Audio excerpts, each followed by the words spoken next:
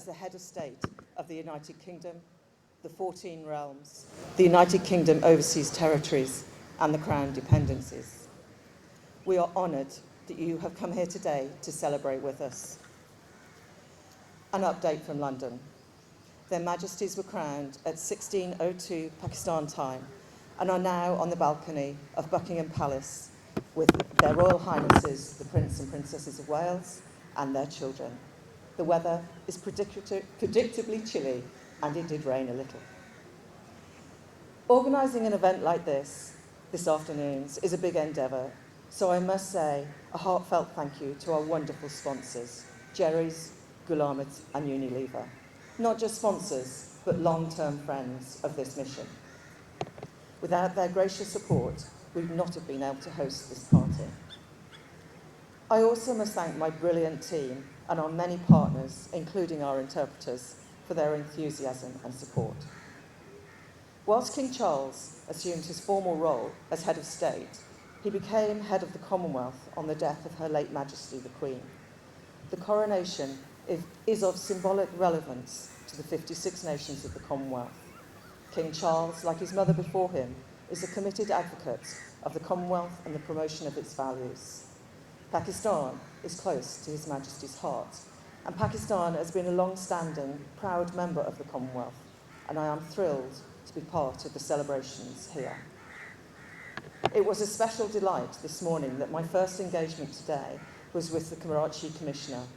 The Commissioner has gracefully designated a section of Salman Farsi Park, Commonwealth Corner, where 56 trees will be planted, one for each member of the Commonwealth. This urban forest will be a living symbol of the close ties between Pakistan and the UK. And I know that the King will be deeply touched by this gesture, bringing together, as it does, his great love for the environment, for Pakistan and the Commonwealth. The Commonwealth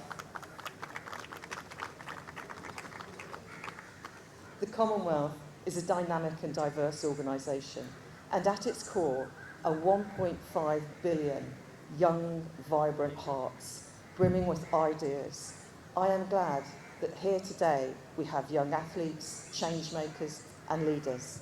I urge all Pakistanis under the age of 30 to get involved with the Commonwealth Youth Programme and inspire a transition to a secure, sustainable future for us all. The UK and Pakistan have a long history, and our shared heritage binds us together.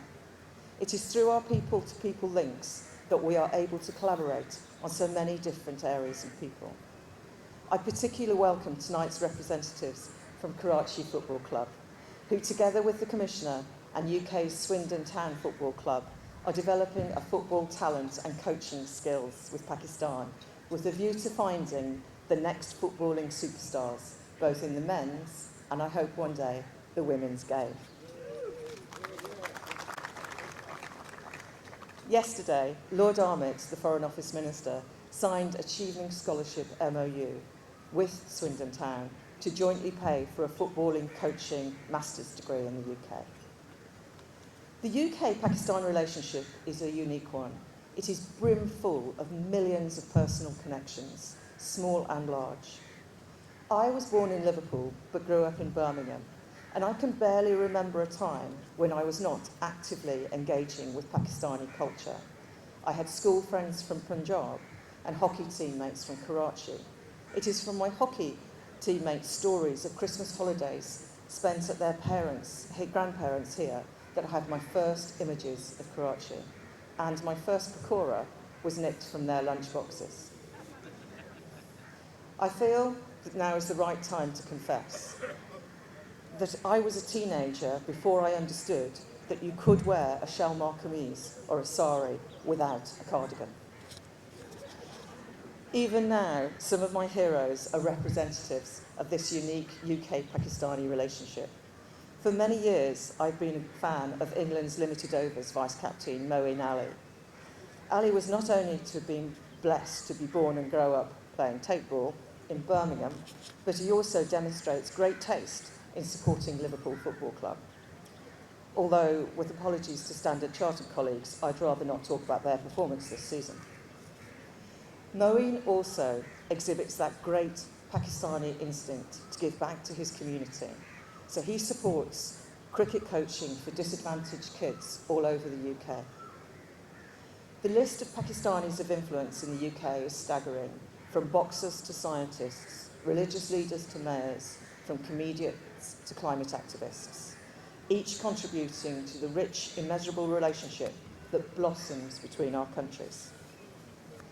This is one of my favourite things about the Pakistani people, both here and in the UK. It is your willingness to open your hearts and share your lives and lunchboxes with us. It is a true privilege to be able to spend time in this wonderful country and this wonderful city. As we celebrate Their Majesty's coronation today, we also celebrate the Commonwealth and here in Karachi what it means to be part of the unique living bridge in all its diversities, idiosyncrasies and richness that links Pakistan and the UK and always will. Ladies and gentlemen, I will now pass you to His Excellency Chief Minister Murad Ali Shah to say a few words. Bismillah ar-Rahman ar-Rahim. I extend my thanks to the British Deputy High Commissioner for inviting me to this momentous occasion. It is indeed a great honor to attend the Coronation Garden Party here at the British Deputy High Commissioner's residence. I am very glad to be here to celebrate the coronation of the Majesties King Charles III and Queen Consort Camilla. On behalf of myself, the Government of Sindh and the people of Sindh, I wish their Majesties the very best for the coronation. I am sure that they will be successful in meeting the challenges that lie ahead and as they undertake their roles as the head of the states of the United Kingdom and fulfill hopes and aspirations of the 2.5 billion people inhabiting in the Commonwealth. I want to take this opportunity to highlight and celebrate the close ties between our two nations, Pakistan and the United Kingdom. Pakistan and the United Kingdom maintain cordial relations rooted in history, shared legacy, which are reinforced by regular high-level interactions and strong people-to-people contacts. The UK has one of the largest Pakistani diaspora in Europe, estimated at over 1.6 million. The United Kingdom is also Pakistan's largest European trading, investment and developing partner, which is quite evident from the bilateral trade, roughly around $2.4 billion to $3 billion. Additionally, the United Kingdom is also the second largest overseas investor in Pakistan, with a cumulative investment in financial services, oil and gas, exploration, petroleum refining, electricity generation, pharmaceuticals, publishing, industrial chemicals, and cement industry.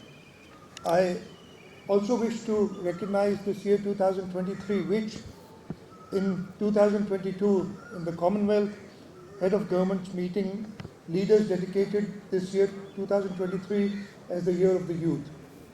I strongly urge the Pakistani youth to come forward to become part of the Commonwealth Youth Programs and its 13 networks and secure a peaceful, inclusive, sustainable future for all.